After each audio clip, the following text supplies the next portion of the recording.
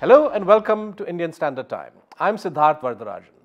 When it comes to making an impact on the global imagination, Bolivia is a shining example of the fact that size doesn't matter.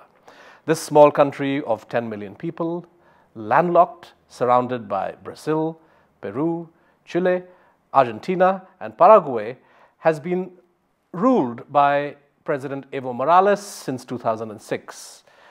A leader who, because of his political, socioeconomic vision for his country and for developments in Latin America, has had, shall we say, a disproportionate influence, disproportionate in terms of size of Bolivia, on the way in which the world thinks about economic policies and foreign relations. Joining me to discuss Bolivia, Bolivian politics, Bolivian developments over the past few years is Senor Jorge Cardenas, Bolivia's ambassador to New Delhi. Welcome to the program, sir. Thank you. Surely a pleasure for Bolivia to be in India. And the example of that is that we have opened an embassy since April 2013 and our will is here. We need to connect, and that's why our mission is towards that aim. Let's start with discussing the record of President Evo Morales. He was re-elected, so in 2014 he began his third term as president. In many ways, it's hard to imagine in our part of the world that a leader can succeed in getting re-elected so many times in a free and fair election. Tell us, in your view, what are some of the main reasons why President Morales continues to remain popular in Bolivia? First, and the main one, social inclusion. A country being one of the richest in natural resources and in culture, where we have 60% of our, over 60% of our population pure-blooded indigenous or Indians that we call them, was under colonial mindset. And what we mean with that is that it was not properly ruled by few on the top and nothing going to the bottom. What he does is include the people, is put them. Women, we're proud to have more women in the Congress, for example, in these past elections than men, which is unique, one of the few countries on the world. This is the first time this has happened in Bolivia? We did have, we even have a woman as president, right. Lidia Alguerilla Tejada on the back. So, but and we have many indigenous on our government, beginning from my president, with my Minister of External Affairs and others. So that's the big jump. And this goes parallel with another important. That has to come with economical things. What we did is nationalize many of our industries in order to have the incomes for us, for the people of Bolivia. Right. For the benefit of our viewers, could you explain to us the rather unusual formal name that Bolivia has, the Plurinational State of Bolivia? What is meant by this concept of plurinational in this context? Break the change with colonial mindset. Okay. Republic of Bolivia is not us. We are a country with 36 different nationalities.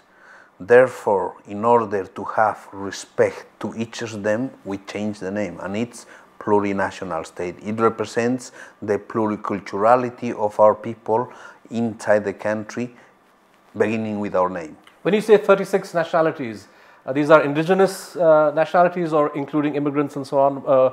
Indigenous nationalities, right. Yes. And the Aymara would be the Aymara is, the Quechua is the largest with 2.5 million. Aymara is the second, Guarani is the third, and then we have many other, if you want to call on tribal size, on the jungle and on the highlands. Right. And I would imagine that the bureaucracy, the military, would not be, I mean, the composition of the bureaucracy, how mixed is it? Is it a plurinational bureaucracy today, or is it still dominated by people of European descent? No, it's inclusive, okay. And that's the success of Bolivia, because before, on theory, all were there, but that was not real. What we put is by law, you have to have indigenous, you have to have intercultural people, you have to have women. So with that on mind, it's a real at the local, at the regional, at the national level. So affirmative action at the level of appointing officials, And also in politics. Yes. Okay. Well, you pick people from your representatives. Right. You know, and in order to that, you know, each area has their representatives they put on it. It's politically it's good. It's hard on the management level that will be, I believe, we'll be discussing this later on. But it's there, the will, and we are building this new country with success. So therefore, that's why we are third term on power, right. Because the majority of the people are on government. Right. Now, looking at the trajectory of Evo Morales as a political leader, he was active in the struggle of the farmers, the cocaleros, so-called coca farmers, and in particular after private water companies began to raise the tariff for water, and then you had the privatization of gas. Now, President Morales in power reversed all of these things. As you said, he nationalized many of these public utilities. In global economic thinking, the dominant view is that if you run public utilities, but if the government runs public utilities, then it may accomplish equity in terms of giving access to citizens, but this comes at the cost of efficiency, this comes at the cost of profit. How has Bolivia managed this tension between giving access to public utilities or public services and also ensuring that these are run efficiently? The good thing of now is that we can go back through history and learn the good and bad lessons of what had happened. During the industrial time, many things were run by the state with their mistakes. Then it came on the 90s, the new classic, the new period with the School of Washington as one of the main leaders, where you privatize everything. Both things didn't work. What we are getting is best of both. But we have it's different when a country is done at a different level. What we mean with that, and it's good to explain what happened with the World of Water in 2001 in Cochabamba. The water was privatized to an American company, and suddenly your next bill was 150 or 200% more than the previous one. People were tired, went to the streets, they started blockades, and they discovered something, that as their political representatives were not there, they could do their own job by themselves. And on there's an important move called Movimientos Sociales. Social movements were born. Parallel, we have to go 10 years back with what happened with the different demonstrations of the indigenous people in our country. In the 1991 was the big demonstration done from the tropics all the way till the capital of the side of the government of La Paz, where the people want land and dignity. It was called the March of the Dignity. A whole majority of the indigenous, that we call Indians, by the way, and it's nice to see because I'm in India, okay? They thought they discovered Indian colonial times, so that's another tie that we share with your country. Two important segments of the society, indigenous and marginal groups from the urban areas, were together. And you're talking about over 60 to 80% of the population. That's the success. When you have reached and include these people, you will last longer. Right. And that's the main message to give. Right. President Morales did very well to win the third term last year. But in local elections that were held earlier this year, 2015, his party, the mass movement towards socialism, did well, but not as well as you might have hoped. In important cities like La Paz, for example, and other major cities, mayoral candidates from the MAS didn't win. It was the opposition. What explains the perhaps shifting kind of support in urban areas? Is this a trend? Is this a product of something specific? Internal colonialism is something you don't change from one day to the other. It's inside the society, and it will change only through long processes of development of better management. And it's not only in Bolivia, it's in the whole of the developing countries. It has to go with education. It has to improve many of these assets that were left before on the colonial mindset. And that happened, you know. So problems in administration with some of the funds, with our indigenous groups, for example, and that causes problems, you know. If there's also bad administration, what the indigenous, why? You know, that are our main base and support. Well, that is political. We say politically, that's the internal colonial mindset that we're working on it. Right. So therefore, it's times and periods, but at the long haul, we still are with the majority there. And the recent strike by miners in Potosi, this is one of the demands they made is for more infrastructure, more development in their particular region. Is this one of the challenges for the Morales government to spread the benefits of development around the country? Well, you have seen problems, and I will go globally a little bit, in Venezuela, Ecuador, now is Antun, last year in Argentina. The capitalistic system is not happy with such an effort of us where we are twisting the reality of the model. We are against that model and we are looking for other perspectives, and that's the main message. So they work good in the opposition trying to find the points. What Potosi wants, a cement factory, an airport, things that are not logical, you know.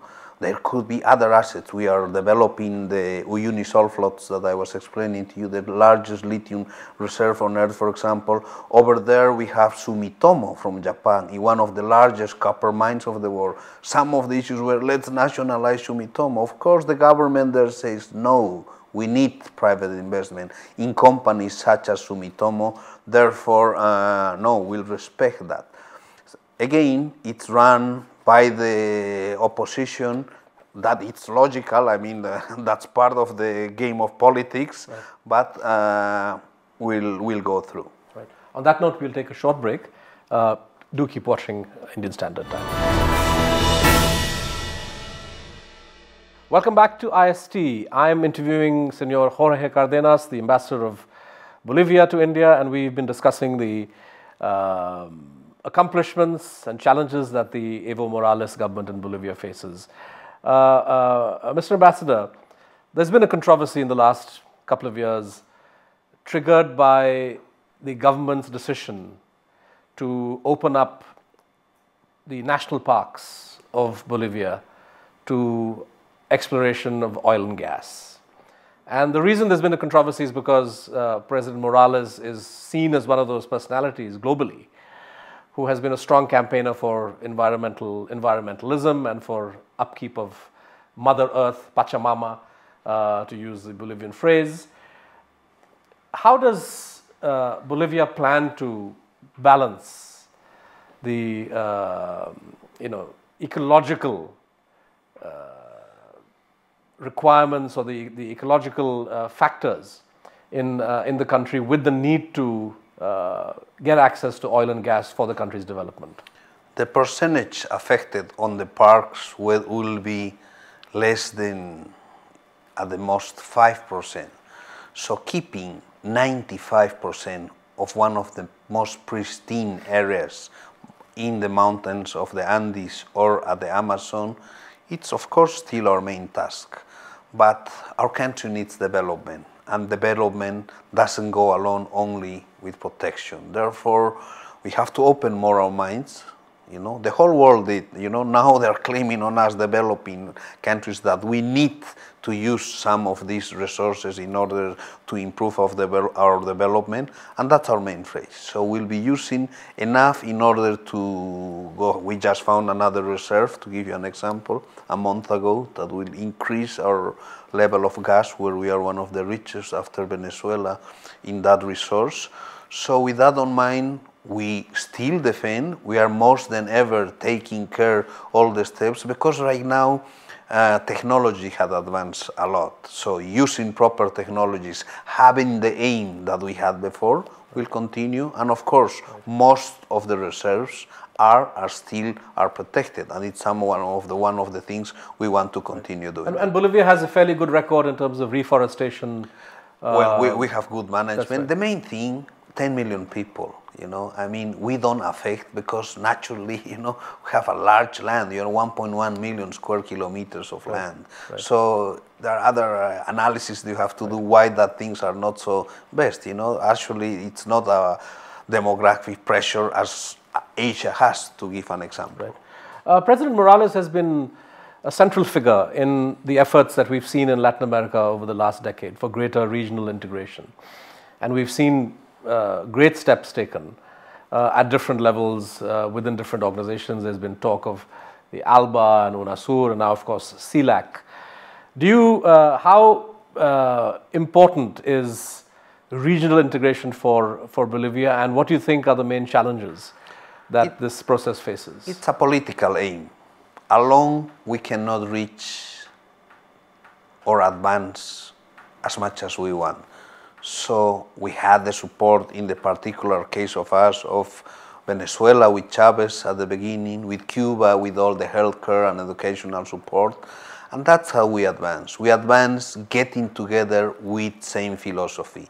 The small house, ALBA, the larger house, UNASUR, the larger house, CELAC, all against the main leader, US, the capitalistic system, but not in a fanatic way, because we have other ties, we have things that we do, but on a mind. The US remains the largest trading partner for most members of CELAC, right? Yes, but we are opening other channels, you know, and that's our tool. That's why we are in Asia. That's why India needs our region, and our region needs India. So these partnerships are part of a need. You have one of the most populated countries on earth. You need food supply, you need energy, you need anything. We have all that, but in a different. It's called fair trade. Right. It's called not between middle handlers that take a lot of the consumption. We'll give you one example. Quinoa, one of our treasures, you know, this rich cereal in proteins, costs you here over $20. 250 grams. Because it comes from America, from the United States. It comes from Bolivia, either through the US that's right. or Holland, where they get the benefit. And in my country, it costs 60 kg, $10 one kg. You know, in here it costs $20, 250 grams. There's the answer. We need to be together with no middle handlers. Right. And the way, the more we work in these visions, we both will get benefit. All right.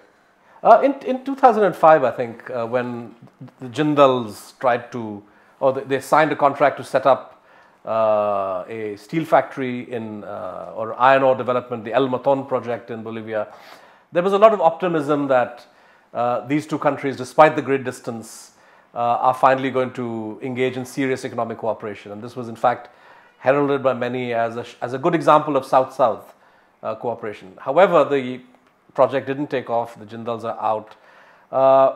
Can India-Bolivia relations overcome that setback and find new exciting areas where cooperation can be possible? The game was not properly played well, would be my answer. Okay. And I cannot go more into details because we are under arbitration, but good hope. I'm starting talking, for example, with Tata, a good player of your country, one of your big signals that is interested in the Mutun. So, and that's my mission. Okay. That's why I'm knocking other doors. And there, so you're hoping Tata may take over the Mutun project? Yeah, okay. Hopefully. Right. Or if not others. China is already, we have already a plant of $450 million with a quarter of the reserve of Mutun already in process. Right. And the other quarter, how would be so great to have Tata, to give you an example. Yes. So that's my mission, get India into our trade and others. IT is another one, pharma is another one. So India has big assets that has helped the world, and of course we need each other, and that's the aim to continue this thing. I know India and Bolivia tried to have a deal on the sale of advanced light helicopters from India to Bolivia, but that deal also didn't go through. Well, market now is big. We just bought French ones, as you did, for example, you know, right. And that goes on market size. But yeah, we are interested in many other fields of India cooperation too. But is getting access to lines of credit a problem? Is that the issue, the constraint? Well, good news. My government has requested now. We are starting our process to asking for lines of credit of the Exim Bank of India that will tide us more. You know, because price of oil went down, so we need we've been affected because 50% of our incomes comes from gas. So we need other options, and lines of credit are there, and India is here, and we are here. We are starting already the process of looking projects into different assets of Bolivia. IT, for example, is a big one, right, to give you an example. Right. Infrastructure, agriculture. Sumitomo, I was telling you, is in mining. Samsung of Korea is building a huge urea plant. I hope I can urea say... for fertilizers. Okay. Fertilizer. Yeah. I hope tomorrow I can say Tata or other big players of India are now in my country, and that's our job. Right. My last question, but it's a big one. An emotional issue for many Bolivians is the fact that this country, which once had a larger area and which once had access to the Pacific, is today landlocked. You say that territory that once belonged to Bolivia, which gave you access to the sea, was taken over by Chile. You've tried for many years to negotiate with the Chileans. Tell us how the future prospects look for this landlocked state to once again regain access to the sea. First and very important message, the whole country is together. Left, right, all. We want two former presidents of my country are on the committees of negotiation. Okay. And what we want is a sovereign access to the Pacific Ocean on a friendly matter. That's what we are asking. To see how organized we are now, we are on trial to ask these things on the Justice Palace of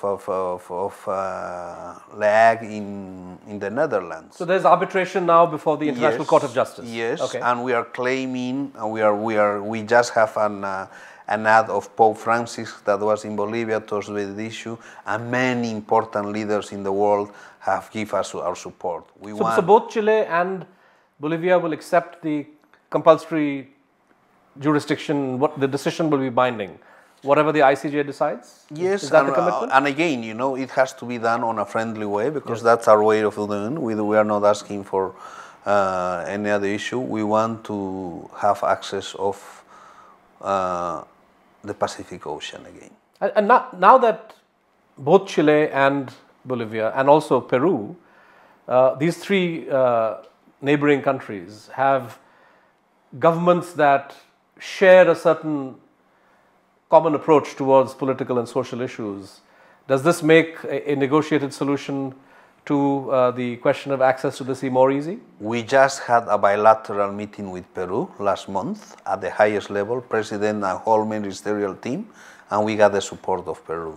So that there is the sign, it's on Chilean side now to open and frankly have a solution on this issue. Right. And Bolivia is not looking so much for territory as to have your own port and have access to that port. Port is the main thing. This is the main issue. Yeah. Right. Well, on that note, Ambassador Cardenas, thank you very much for joining us today on Indian Standard Time. A pleasure. That's the aim of Bolivia, to be connected with the Indian people, and our mission is open to that. Thanks. Thank you very much. Thank you very much for watching IST. Do join us again next week with another guest. Thank you.